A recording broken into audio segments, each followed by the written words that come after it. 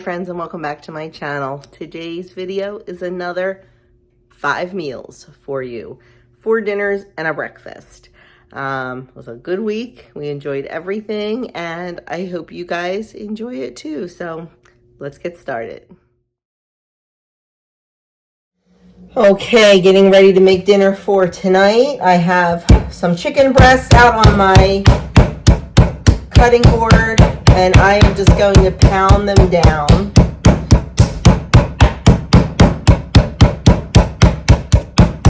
And then I'm also going to cut them and make smaller pieces,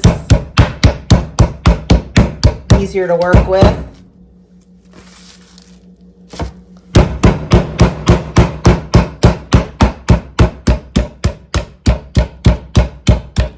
You want them down to about a 1/4 inch thickness.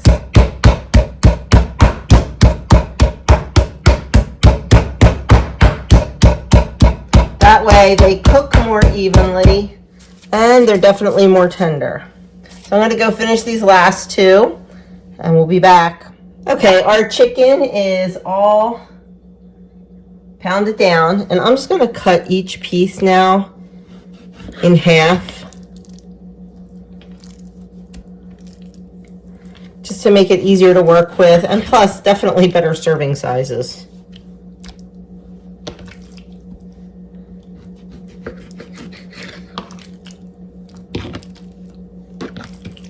And then we're going to prepare our dredges. In our first pie plate, I just have a beaten egg, and in this one I have seasoned breadcrumbs and Parmesan cheese. Just going to give that a quick mix. We're just going to take each piece of chicken, dip it in our egg,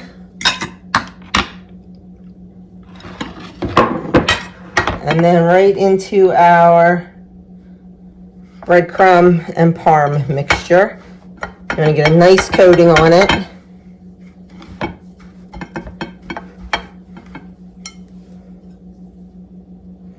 And then just remove it to another plate. We'll get them all done before we get them cooking. So this is a 2-step cooking process. We're going to fry them in a little bit of olive oil on top of the stove. And then we're going to put them in the oven with our cheese and sauce on top. So I'm going to go finish up these and move on. Okay, I have some olive oil heating in my pan. And we are just going to start cooking our chicken. We're going to have to definitely do it in batches. And we just want to cook this about 5 minutes or so on each side till it's nice and golden brown and almost all the way cooked through. This is going to cook in the oven for another 15 minutes, so it doesn't have to be perfectly cooked. It is looking beautiful and golden, so we're going to let it cook on the other side. This one needs a little bit more, but looking good so far. Okay, these 2 pieces are almost cooked through. So I have a 13 by 9 dish, and I have a layer of sauce on the bottom, pasta sauce. This is the pasta sauce we made over the weekend last weekend. And I'm just going to place those on top and set it aside until we get the rest of our chicken cooked. I say it is almost cooked through. It's at about, cooked chicken is 165 degrees. This is at about 150, 155. Because it will cook for 15 more minutes. So I'm going to just get the rest of this chicken cooked, and then we'll put it all together. We have our chicken in our dish.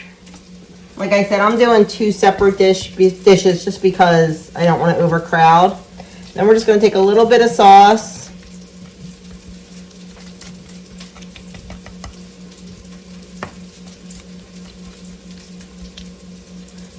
We're going to top each cutlet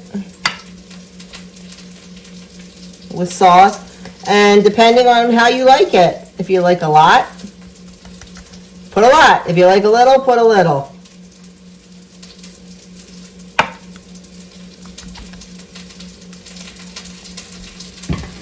And then I like to take a little bit of parm and put on. You don't have to do this because there's parm in the breading. But I like to just put a little extra of that. And then just some mozzarella. You can either shred it like I did, or you can just cut pieces off your block. However you want.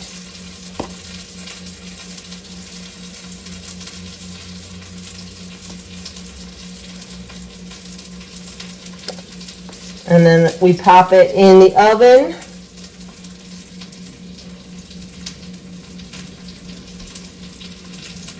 $350 for about 15 minutes until the cheese is nice and melty. And that's it. So now we need to make our pasta to go with our chicken parm. That is what we like to serve with it. In my pasta maker, I have the Philips 7000 series. I used to have a Hamilton Beach one that I really, really liked, and a piece of it broke, and I wasn't able to get parts for it. All the parts were back ordered pretty much forever. So I was hesitant to buy another one of that brand. I wanted something I could get parts for. Anyway, in the top of my pasta maker, I have 500 grams of flour, and I am just going to turn it on. And then I have 200 grams total. I have an egg and then the rest water. You do not have to use an egg. You can absolutely just use all water. I just like an egg in it. And I forgot to put salt in it. I do like to add a little bit of salt to my pasta.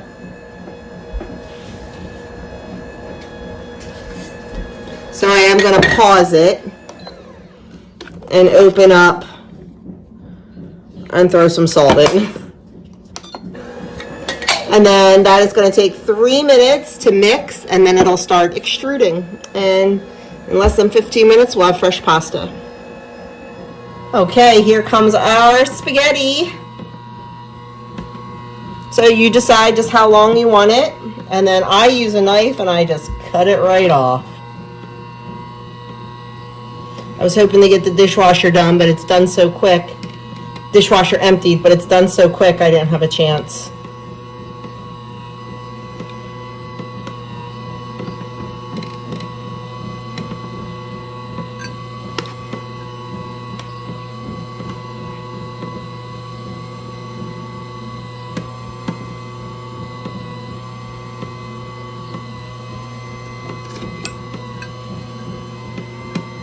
And then we'll just stand here and keep going.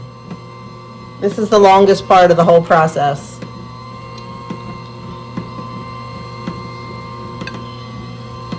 Now, fresh pasta cooks very, very quick.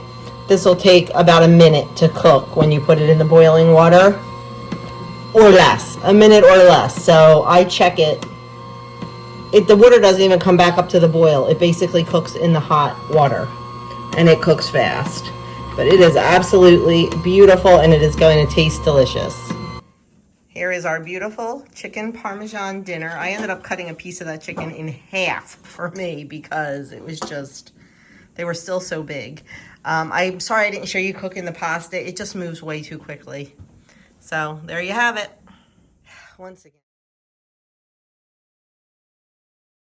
Once again, I forgot to pick up the camera when I started making dinner for, 5 dinners in a week type thing.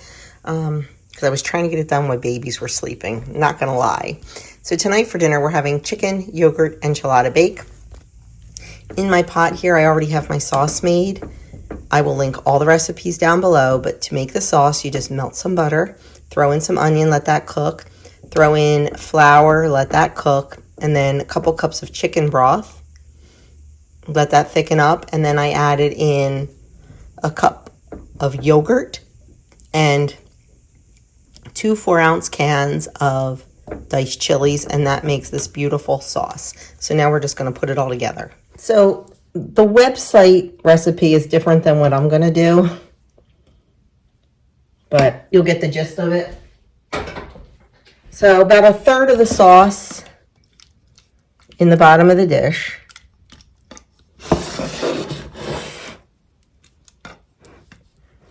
It's probably a little bit less. It'll be fine.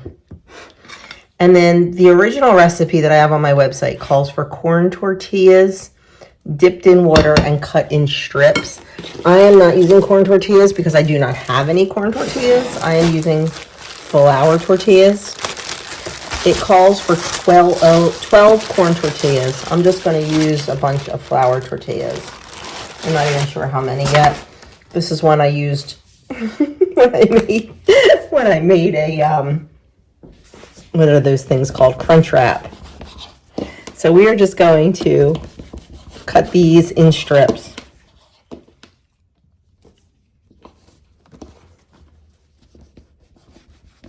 So it's 12 corn tortillas. These are huge. Oh, piece of paper. These are huge 10-inch tortillas. They do not have to be pretty because they're just going in a casserole.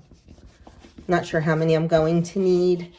I would say if you're using small tortillas, then use 12. You know, if you're using like a 6-inch street taco or something. If you're using an 8-inch tortilla, I'd probably use 10.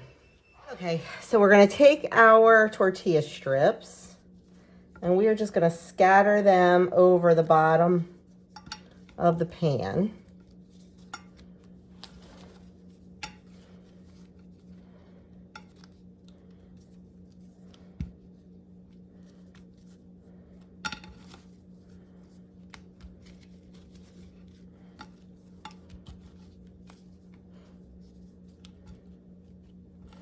And then we're going to use about half of them. Yeah, it's probably about half.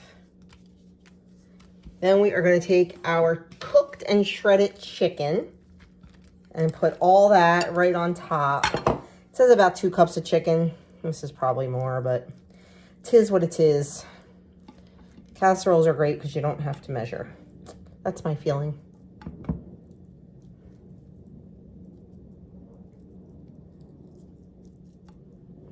Now, I put the onion in the sauce when I'm cooking it. The original directions say to scatter it on top. I don't like to do that. I like to cook it in the sauce. So once again, you know. Then we're going to add about 3 ounces of cheese.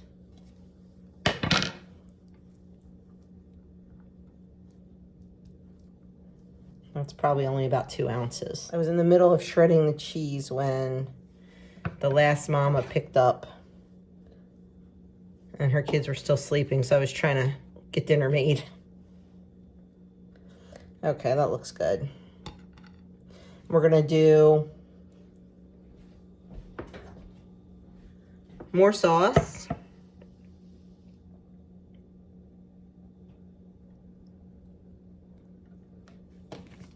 Another third of the sauce.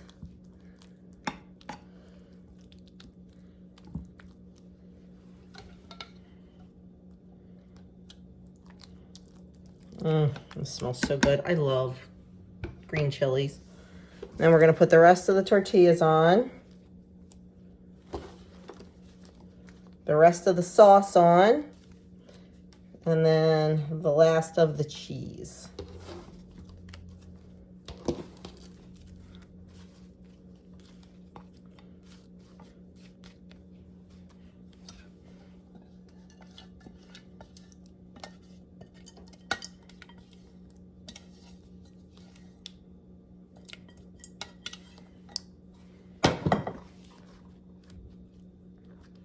You just want to make sure all of the tortillas are covered. Because with the flour tortillas, I don't dip them in water like I do with the corn tortillas. There we go. And then we're just going to top it with the rest of our shredded cheese, which is about 1 ounce. And then this is going to go into a 400-degree oven, preheated oven, and cook for about 30 minutes or so, just until it's all nice and cooked through and bubbly. And there you have it. Simple as that. Love me a casserole. And here it is out of the oven. It looks and smells delicious. I'll show it to you on the plate. Here it is on the plate. I already dug in one bite. It is very filling because of the tortillas. And it's just a really good comfort food and we really enjoy it. So that is dinner tonight.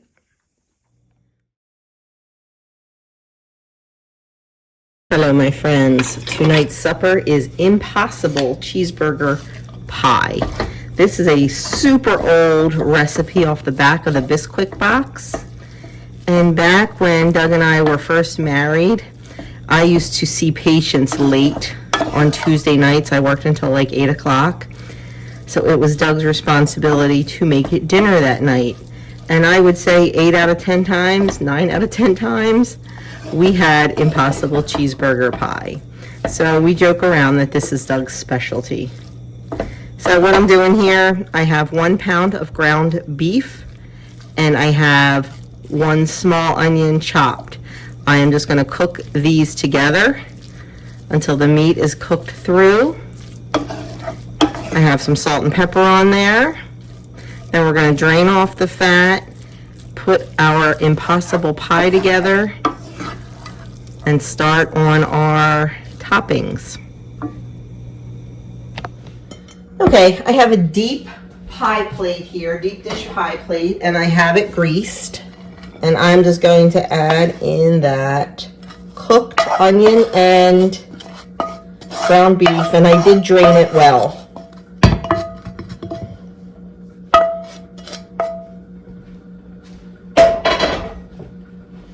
We'll spread it out in the pan nice. And then we are going to sprinkle on 4 ounces of grated cheddar.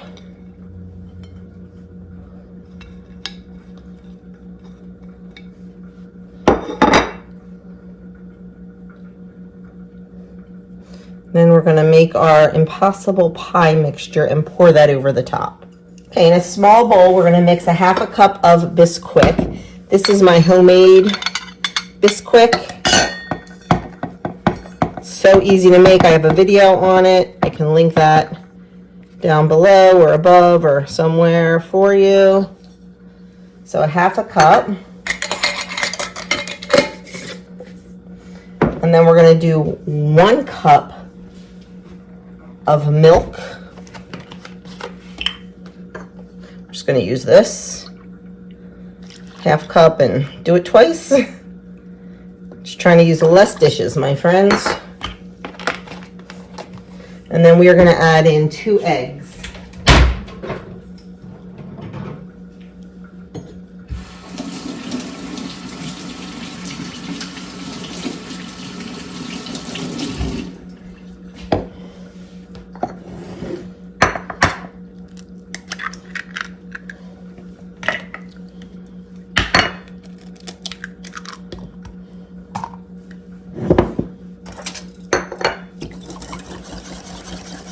We are going to give this a nice whisk. Get those eggs combined with that Bisquick. Get those yolks all broken up. And to this, I'm going to add a little bit of salt and pepper. Just about 1/2 teaspoon probably of salt. And just a little pinch of pepper.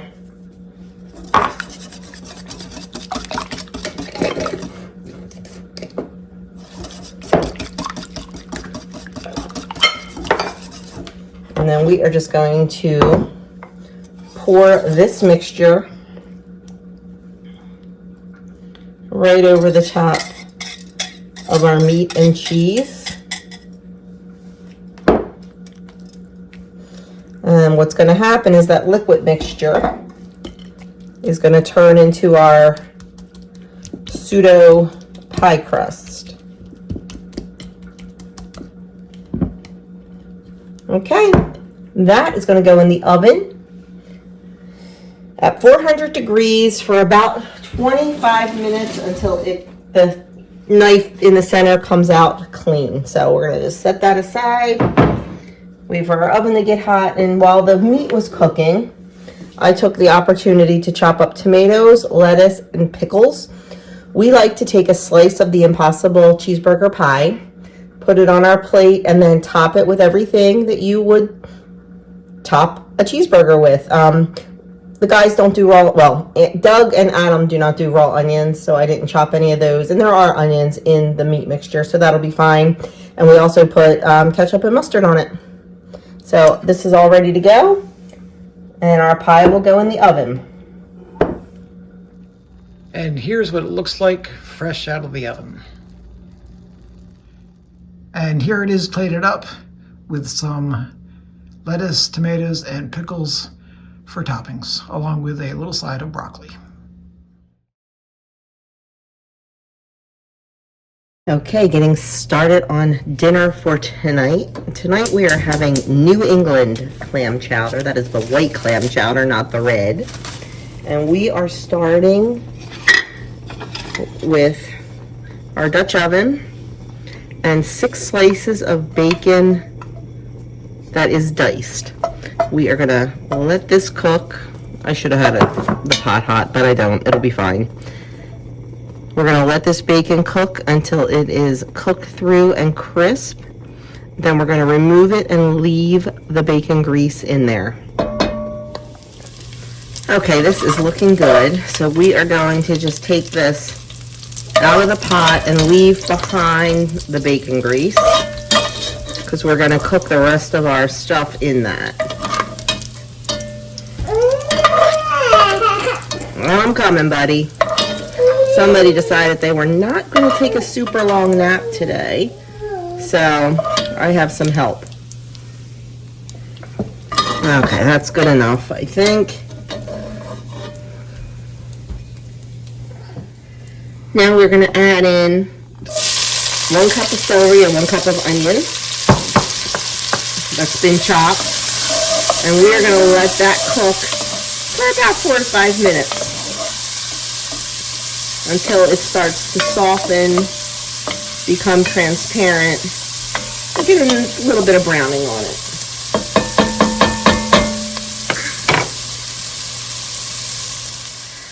Okay, next we're going to add a 1/4 cup of flour in and stir that around. Cook it for about a minute until the rawness of the flour cooks out.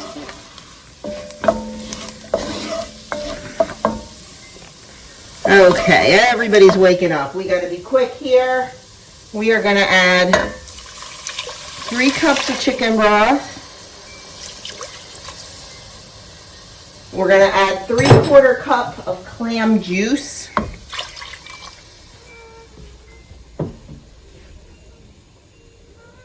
We're going to add thyme, salt, pepper, bay leaves. We're going to add a little dash of Tabasco.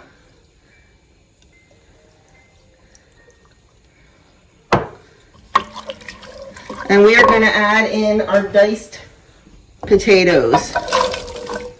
I will have the whole recipe linked in the description box below for you.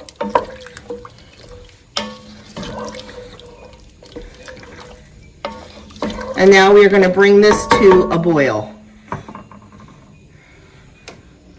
Our soup has been simmering for about 15 minutes. I'm going to remove the bay leaves that are in here.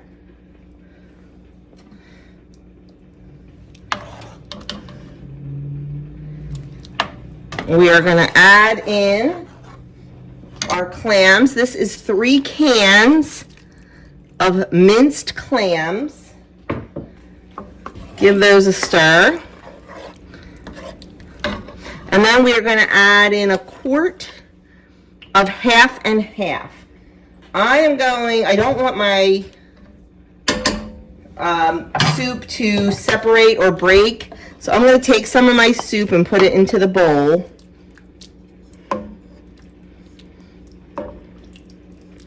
And I'm going to add a little bit of the half and half in, just to temper it. And then we'll add it back into the pot. And we'll add the rest of the half and half.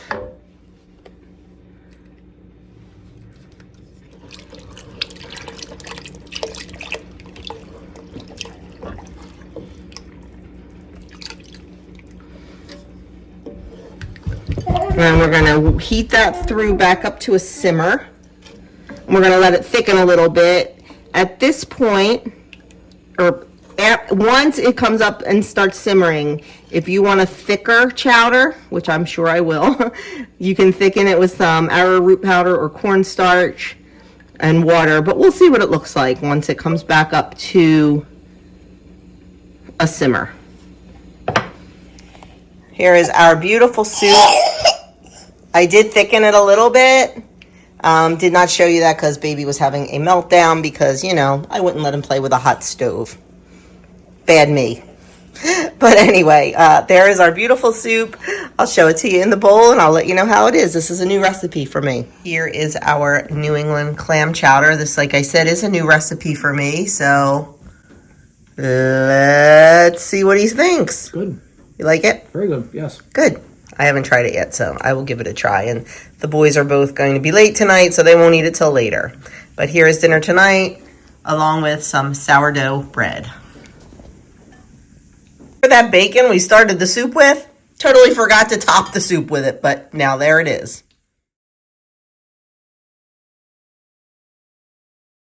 We have some extra time this morning, so I am making a special breakfast. We're going to have stuffed French toast. I'm starting out by making a raspberry syrup. I just put some frozen raspberries in my saucepan and I'm going to let them defrost and cook down. Once they're defrosted, I'm going to put them in a sieve and just push them through with a wooden spoon, and all the delicious pulp and the juice and the raspberry goodness comes out, and all those yucky seeds that get stuck in your teeth stay right in the strainer. So I'm just going to do this in batches and get all that beautiful raspberry ready to be turned into syrup. To turn it into syrup, I'm just putting it back on the stove. I'm adding in some cornstarch or arrowroot powder. I believe this is arrowroot powder on this morning. I'm also going to add in some sugar. And then I am going to cook it over low until it gets nice and thick and bubbly. Once it gets thick and bubbly, I'm just going to set it aside and keep it warm over low heat. You can also see in the background there, I am cooking up some breakfast sausages. In the meantime, I took some cream cheese, added a little tiny bit of powdered sugar to it, and mixed it well with a mixer, and that's going to go in between our French toast. And then I just did a little bit of whipped cream also. I'm using leftover sourdough bread and making French toast just in the traditional way. And then once our French toast is finished cooking, we're going to put it all together. I'm putting one piece on the plate, and then I'm taking some of my sweetened cream cheese mixture and spreading that on top. Use as much or as little as you would like. Please excuse the state of my kitchen. It was a little bit crazy that morning trying to get this made. Once we have our cream cheese on there, we're going to put another piece. No, I'm sorry, we're not. We're going to add a little bit of the raspberry syrup right on top of that cream cheese. You can also at this point put fresh raspberries in there, or whatever you want. Make it a double berry fruit and use blueberries, doesn't matter. Once we have the syrup in there, we're going to get our second piece of French toast, and we are going to top that, and then we're going to drizzle a little bit more syrup over the top. And then we're going to finally finish it with a dollop of whipped cream, which is going to melt pretty much instantly as soon as I put it on there. You can put it off to the side if you don't want that to happen, or if it doesn't bother you, that's fine too. We're going to add some sausages to our plate, and there we have our beautiful, delicious, very special breakfast. So friends, there you have it. That is what we ate this week, mostly for dinners, and threw in a very special breakfast in there. So thank you so much for watching. Like, comment, subscribe, and if you know somebody who may be interested, feel free to share this video, and I will catch you guys in the next one.